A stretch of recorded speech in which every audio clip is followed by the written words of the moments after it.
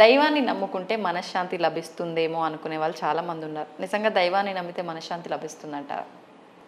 అది నమ్మే వాళ్ళ మీద ఆధారపడి ఉంటుంది. అంటే మనశ్శాంతి అనేది మనసుకు సంబంధించింది, దైవము అనేది చైతన్యానికి సంబంధించింది.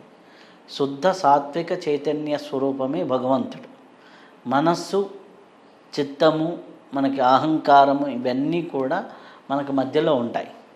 ఎప్పుడైతే ఈ మనస్సు మాయలో పడితే మనం మాయాచక్రంలో తిరుగుతూ ఉంటాం. ఈ ఆలోచనలు, మనస్సు ప్రశాంతత ఇవన్నీ కూడా మనకి రావాలంటే ఈ మాయల మనసులో పడి కొట్టాడుకుంటూ ఉంటాం. ఒకరు ఎవరన్నా సరే వచ్చేసి ఎదురుగా వచ్చేసి మీ డ్రెస్ చాలా బాగుంది అన్నారనుకోండి, అబ్బా సూపర్ అని మురిసిపోతాం. ఇంకోరు వచ్చి అదే డ్రెస్ని నలుగురు బాగాలేదు అనుకున్నారనుకోండి, లోపల తెలియని ఒక ఇది ఉంటుంది. ఇది డ్రెస్లో ఉందా? డ్రెస్లో లేదు. ఎదుటి వాళ్ళల్లో ఉందా? లేదు. వాళ్ళ ఒపీనియన్ వాళ్ళు చెప్పారు, కానీ దీన్ని తీసుకున్న వ్యక్తిలో ఉంది.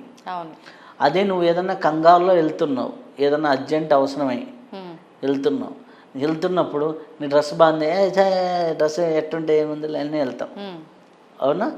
సో ఇక్కడ ఏంటి అంటే అప్పుడు మనసు తీసుకునే స్థితిలో లేదు.